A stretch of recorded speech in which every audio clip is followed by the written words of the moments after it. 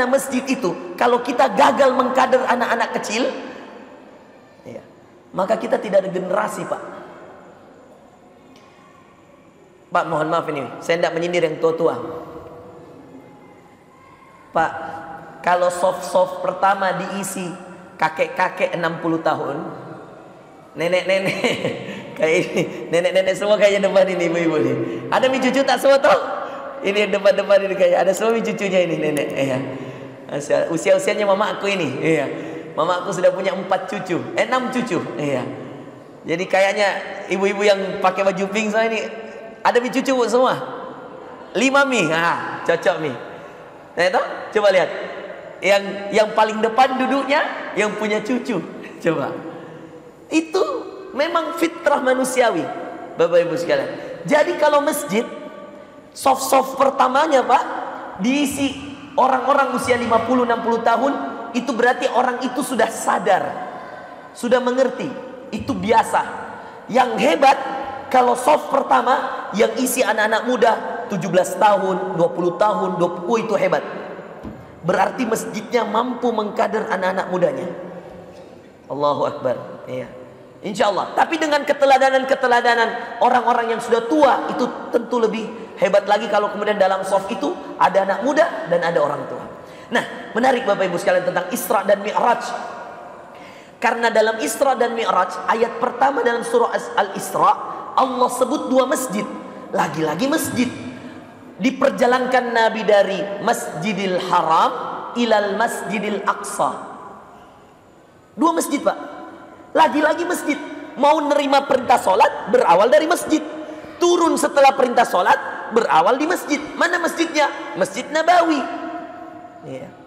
Masjid Quba yang dibangun Nabi di Madinah di awal-awal.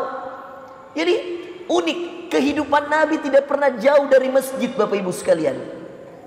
Ayatnya, Subhanalladzi asra bi'abdihi laylan minal masjidil haram ilal masjidil aqsa. Dari Masjidil Haram pada satu malam, Masjidil Haram ke Masjidil Aqsa, 2 masjid.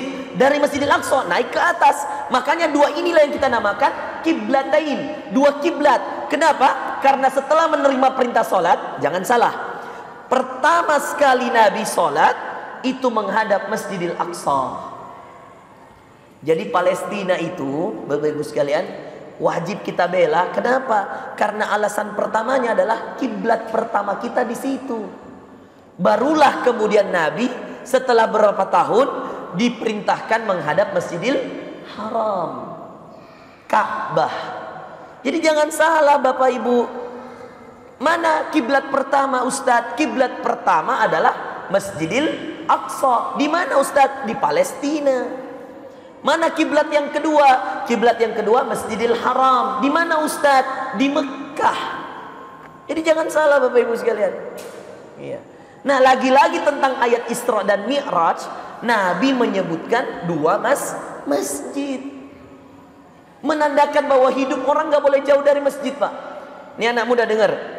Saya pernah ditanya sama seorang anak muda, Pak. Dia bilang begini, Ustadz, kan boleh sholat di rumah, Ustadz. Ini anak muda laki-laki, Pak. Dia kuat main bola, Pak. Pernah main bola sama saya. Kuat sekali main bola. Tapi kalau sholat di rumah, dia tanya, kan yang penting sudah sholat. Saya bilang begini, tidak apa-apa kalau kau memang merasa begitu.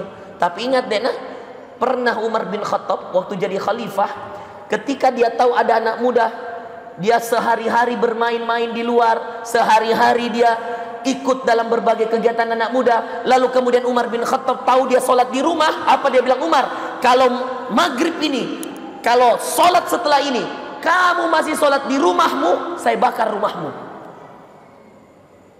Wih, kenapa begitu, Ustaz? Saya bilang karena Umar tidak mau anak muda lupa bahwa sumber ketenangan, sumber keberhasilan, sumber keilmuan itu dari masjid. Di mana Rasulullah kasih kajian? Di masjid, Pak. Di mana Rasulullah atur strategi perang? Kita akan perang Badar habis ini. Kita akan perang Khandaq. Kita akan perang Mu'tah. Kita akan perang Tabuk. Di mana, Pak? Di masjid diatur.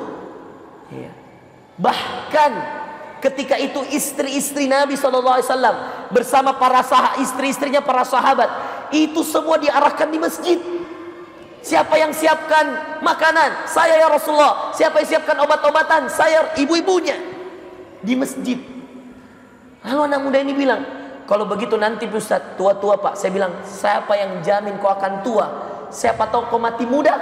Dia bilang, masa Ustaz? Saya bilang, jangan salah. Tidak harus tua untuk mati. Jadi hati-hati. Kalau kamu tidak terbiasa ke masjid, saya bilang, jangan sampai nanti kamu dipaksa untuk ke masjid. Bagaimana caranya dipaksa Ustaz? Digendong, digotong oleh beberapa orang. Kamu dalam keadaan sudah mati. Orang yang tidak pernah ke masjid sholat Pak, mau nggak mau dia akan dibawa ke masjid untuk disolatkan. Jangan sampai nanti sudah wafat baru kita sadar manfaat ke masjid.